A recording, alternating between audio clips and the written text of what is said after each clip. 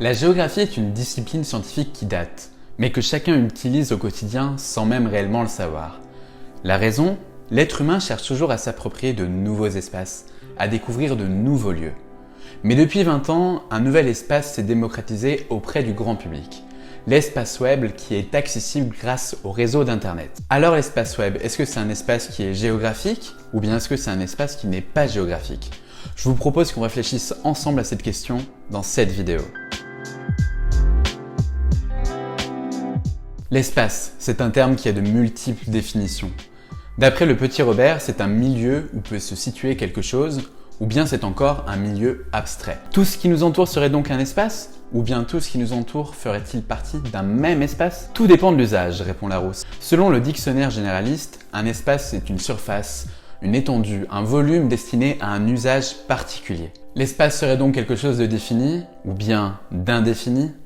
Le CNRTL penche plutôt pour la deuxième solution. En s'appuyant sur Kant et sur Sartre, le CNRTL va définir l'espace comme un milieu idéal indéfini, dans lequel se situe l'ensemble de nos perceptions et qui contient tous les objets qu'ils soient existants ou concevables. Cette vision finalement ressemble à l'espace de chacun. Cela voudrait donc dire que l'espace ne peut pas être commun, qu'il ne peut pas être vécu à plusieurs. Géoconfluence nous parle pourtant d'espace social. Cet espace social serait un produit des groupes humains qui l'organisent et le mettent en valeur pour répondre à des objectifs fondamentaux. Ces objectifs fondamentaux peuvent être l'appropriation, l'habitat, l'échange et les communications ou l'exploitation. L'échange et les communications ? Tiens donc, ces deux aspects-là pourraient appartenir à Internet par exemple. Toutes ces définitions, bien qu'elles soient intéressantes, nous donnent l'impression que le mot espace est assez indéfini. Pourtant, certains mots ou certaines notions reviennent. C'est le cas par exemple du mot milieu qui revient à plusieurs reprises, ou bien le terme de situation. En géographie, le site et la situation sont deux éléments qui sont fondamentaux. L'espace est donc quelque chose de multiple, tant par ses définitions que par ses usages. Mais il y a bien une seule certitude, c'est que l'espace est géographique.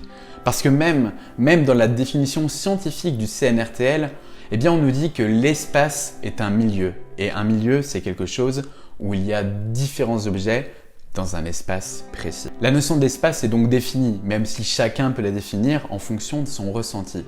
Mais la notion de web, comment pourrions-nous la définir ? Qu'est-ce que c'est le web ? Commençons peut-être par définir Internet, puisque le web existe grâce à ce réseau. Ou plutôt devrais-je dire ces réseaux. D'après les chercheurs Dufour et Gernotti-Eli, Internet est composé d'un grand nombre de réseaux interconnectés qui relient plusieurs centaines de millions d'ordinateurs sur l'ensemble de la planète. Ainsi, Internet est qualifié de réseau de réseaux. Donc en gros, un réseau qui connecte l'ensemble des réseaux. Un réseau, c'est une notion qui est très géographique. L'INSEE, qui a une approche généralement un peu moins scientifique, va d'ailleurs dans cette direction de multiréseau, en nous disant que Internet est un ensemble de réseaux mondiaux interconnectés qui permet à des ordinateurs et à des serveurs de communiquer efficacement au moyen d'un protocole de communication commune, que l'on appelle l'IP. Ses principaux services, toujours selon l'INSEE, sont le web, le FTP, la messagerie, les groupes de discussion. Le web, la toile en français donc, est un vrai usage d'Internet. Selon Larousse, toujours ce bon vieux dictionnaire, le web est un système hypermédia permettant d'accéder aux ressources du réseau Internet. Les ressources d'Internet, c'est un terme qui est intéressant. Un peu flou, je vous l'accorde, mais intéressant. Une interaction entre deux personnes sur un réseau social est-il finalement un échange entre deux ressources d'Internet ? Je vous laisse réfléchir à cette question et me donner votre avis dans l'espace commentaire. Ce qui est sûr, c'est que le web est dépendant d'Internet pour exister. A l'inverse, un Internet sans web aurait beaucoup moins d'intérêt pour le grand public. Fini le contenu multimédia accessible dans nos poches, fini les ressources qui permettent de se cultiver instantanément, fini YouTube, fini géographe. Revenons à notre sujet. Existe-t-il un terme pour parler de web et pour parler d'espace en même temps ? Oui, il y a le mot cyberespace. Un mot qui va peut-être vous faire bizarre entre guillemets lorsque vous allez l'entendre, puisque le terme de cyberespace paraît un peu daté de l'époque des cybercafés.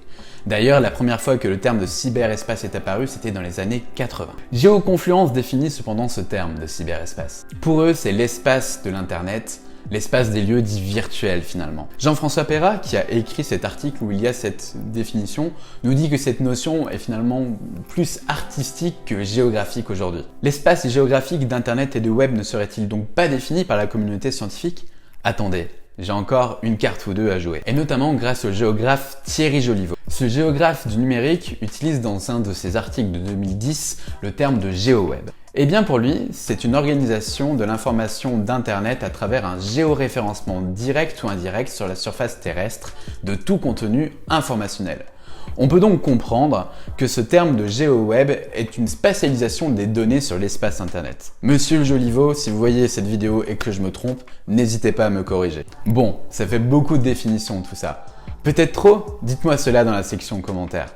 En attendant, toutes les sources que je vous présente ici sont disponibles dans la description, parce que toutes ces sources-là sont soit des sources institutionnelles, soit des sources scientifiques, soit des sources sorties de dictionnaires. Cependant, c'est important de savoir de quoi on parle finalement, et ces définitions nous ont aidés à avancer un peu dans notre chemin de réflexion. En effet, on sait que l'espace web, qui fonctionne avec le réseau de réseaux internet, est géographique. C'est en tout cas l'analyse que moi j'en fais après ces définitions. Mais l'humain, lorsqu'il est sur internet, lorsqu'il surfe sur le web, a-t-il un comportement géographique?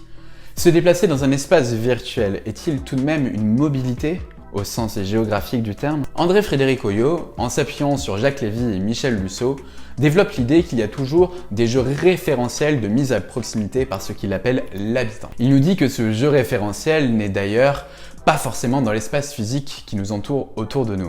Cette notion de mise à proximité est donc une notion géographique, et lorsqu'on navigue sur le web, on met à proximité des éléments qui sont pourtant géographiquement, physiquement loin de nous. Les auteurs, pour parler de ces notions-là, reprennent les termes de coprésence et de cospatialité. Pour faire simple, et en vulgarisant au maximum, donc c'est-à-dire en étant très imprécis, la coprésence est tout ce qui est autour de nous, dans le même espace physique que nous. La cospatialité est, elle, ce que l'on rapproche, ce qu'on va chercher à mettre en proximité. C'est tout ce qui rentre dans ce qu'on pourrait appeler notre espace, entre guillemets, mental, notre espace psychologique. Donc pour revenir à notre sujet, lorsque par exemple vous regardez votre smartphone dans le métro, le matin, à défaut d'être connecté au monde qui vous entoure physiquement, aux gens qui sont présents autour de vous, vous êtes connecté à quelque chose. Si jamais vous êtes hors ligne, eh bien vous serez en navigation au sein de votre espace de stockage.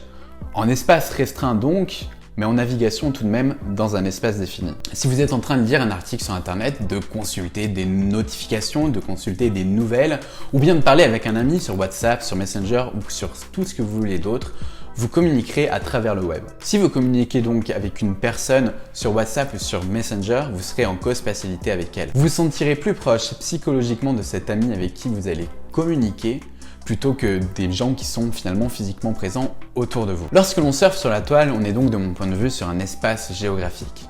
Virtuel certes, mais géographique tout de même. La connexion réseau nous permet d'interagir via un serveur avec un interlocuteur, des interlocuteurs même aujourd'hui à l'heure des visioconférences qui peuvent être à l'autre bout du monde ou bien juste à côté de chez vous. On met à proximité des gens ou des ressources qui sont potentiellement loin physiquement que chez nous, et donc par le passé on était obligé de se déplacer, de déplacer notre corps physiquement. Aujourd'hui ce n'est plus pareil, il suffit de déplacer son esprit devant son écran ou au téléphone ou autrement pour être connecté avec une ressource ou avec une personne qui se situe très loin de nous. Lorsque nous surfons sur le web, nous mettons donc à proximité des éléments qui sont éloignés de nous. Cette action est donc géographique puisqu'il y a un réel rapport à l'espace. Mais peut-être que vous n'êtes pas d'accord avec tout ce que je viens de dire, et je vous invite à me le dire dans l'espace commentaire. Pourquoi pas à me citer d'autres auteurs, puisque je n'ai pas pu citer tout le monde, je n'ai pas pu prendre tous les points de vue. On est sur une vidéo YouTube et non pas sur un colloque. N'oubliez jamais, la géographie n'est qu'une histoire de point de vue, de perception d'un espace que chacun s'approprie. Si vous aimez cette vidéo et que vous la trouvez utile, je vous invite à la partager autour de vous et à me mettre le gros pouce bleu qui m'aidera énormément. Si vous souhaitez me revoir, je vous invite à vous abonner juste ici et à activer la cloche des notifications. Je vous dis à très bientôt pour un nouveau tour sur ma planète. C'était Pierre de la chaîne Géographe. Ciao!